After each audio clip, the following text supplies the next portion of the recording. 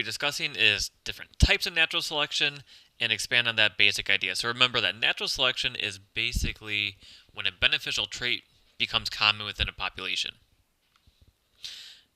Right, so organisms with variations, with those differences most fit, most beneficial for their environment, they're going to survive and reproduce more. So up until this point, we should know that basically it's when good traits become common. So we can kind of further divide this category into three different types. So you get three types, right? All are under the heading of natural selection. So you have something called stabilizing selection, directional selection, and disruptive selection. So let's take a look at some of these examples and what they mean. During stabilizing selection, we see the average trait become common. Okay, so think about any kind of trait. In this example, we're going to look at human birth weight. Let me go ahead and get a marker here. Basically, we can have a wide variation of weight. Over here, we have really large babies. Over here, we have really small babies. And over here, we have average weight babies. Okay. So if we look at over time, what we notice ends up happening is we see that for some reason, we have a decrease in the number of large babies being born. And this is explainable because overweight babies, like really heavy babies, such as like 12 to 15 pounds, those actually might have trouble getting out of the birth canal, right, causing issues. So we say they are selected against. We see those ones become less common. But also we notice the really underweight babies become less common as well because, well, they might have malnutrition issues. They might not have enough weight to physically be able to survive. So what we see in stabilizing selection is we see the average trait becomes common. The extremes, in this case the extreme of too heavy and really light babies, those ones are going away. So in any kind of trait, there's averages and extremes. So in stabilizing selection, we see that the average trait becomes common. We get rid of those really extreme phenotypes, those really extreme traits. Another type of natural selection is something called directional selection. And this one's nice because you kind of hear the word direction in it, kind of tells you what it is. So in this example, let's take a look at horse size. Okay. Over time, we have seen horses, time's going down this way, we have seen horses get larger in size. Okay.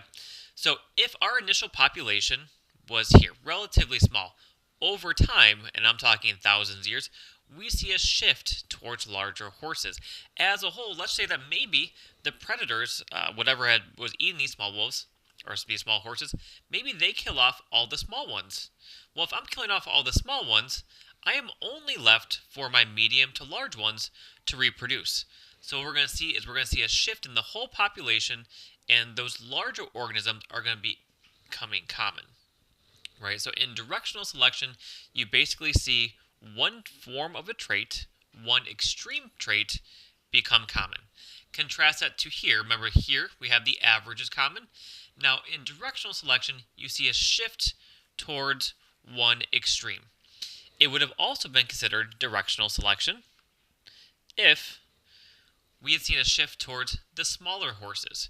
That would still be considered directional selection. It's just any one extreme trait becoming common. Unless we have something called disruptive selection. Okay, and disruptive selection is where both extremes become common and the average actually goes away. Now this one sounds really, really kind of strange. Like, well, average is average for a reason. Why would that one be bad? So let's take a look at an example here. If we take a look at, there's a certain type of salmon. If here is our distribution curve normally, we see that most salmon are the average size. Now, what we end up seeing, or what we had saw occur in nature, is we saw a weird shift in a population.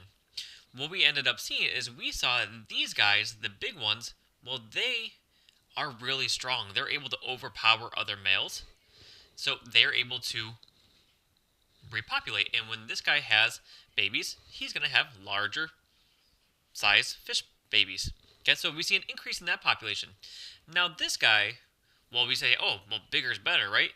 We also see a shift in this guy. These small ones, we also saw them increase. And the reason why is being small, while those big guys are fighting, these guys can come in, fertilize the eggs, and zoom out before they're ever caught, right? As long as you're fertilizing the egg, these small babies or these small fish are going to have small fish babies. So again, we see an increase in both the small fish and an increase in the large fish. Now, our average trait, this guy was selected against. That means the population goes down because in this case, the average size fish, well, he's too small to fight this guy. He's too small to fight the big guy, and he's not small enough to be sneaky. So if they are not fertilizing his eggs, he is not going to have any average sized babies. So we see that population becoming less common. So one more time, a basic summary between all three of these is in natural selection, we have something becoming common over time. So in stabilizing selection, you have average become common. Directional, you have one extreme of the trait becomes common. And in disruptive selection, you have both both extremes become common, and the average phenotype, the average trait, goes away.